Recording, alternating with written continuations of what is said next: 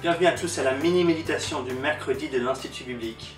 L'idée d'être unis ensemble fait rêver.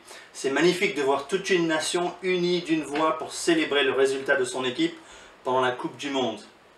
Mais évidemment, nous rêvons d'une union encore plus profonde, de l'harmonie entre les pays, au sein de nos familles, au sein de nos églises. L'unité, en fin de compte, n'est-elle qu'un rêve? Non, car Dieu est déterminé à former une union robuste en Christ. Il a un projet réaliste qui prend au sérieux le problème du péché qui nous divise. Dans 1 Pierre chapitre 2 versets 4 à 6, comme dans Éphésiens 1 que nous avons vu la semaine dernière, nous voyons que le projet de Dieu est essentiellement un projet de rassemblement de pierres vivantes à Christ.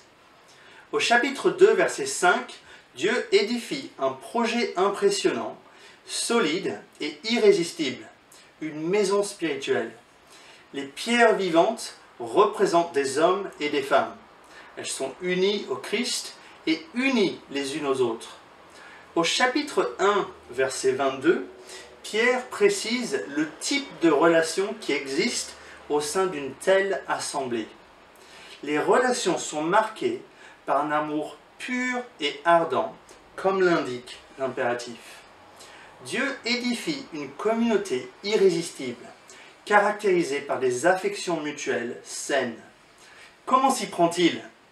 Selon le verset 23, c'est essentiellement par la parole de l'Évangile. C'est la parole de Dieu qui donne naissance à des nouveau-nés, caractérisés par de nouvelles affections. Ils ont un amour mutuel qui est pur et ardent. Il ne s'agit pas d'une union artificielle, hypocrite, mais d'une transformation relationnelle qui est profonde, progressive et durable. Vous voyez, remplir l'impératif du verset 22 est impossible sans un nouveau cœur, sans une nouvelle naissance.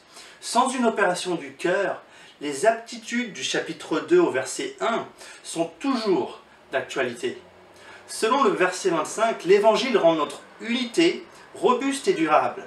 L'édifice vivant que nous formons se solidifie et devient stable dans la durée lorsqu'il est fondé et nourri par la parole de Dieu. C'est la parole de l'Évangile qui nourrit nos affections les uns pour les autres. Le thème de la nouvelle naissance et de la croissance est réintroduit au chapitre 2, au versets 2 et 3. Selon Pierre, une assemblée de nouveau-nés va croître dans ses relations d'affection en désirant toujours plus le lait de la parole. Lorsque nous goûtons à la bonté de Dieu présentée dans sa parole, cela aura des effets sur nos relations et sur notre affection mutuelle. Lorsqu'on goûte au projet de Dieu révélé dans les Écritures, cela donne toujours l'eau à la bouche. Parce que Dieu est en train d'édifier une communauté irrésistible. Évidemment, c'est toujours en construction, mais voici ce que Dieu est en train d'accomplir. Une communauté irrésistible. À la semaine prochaine.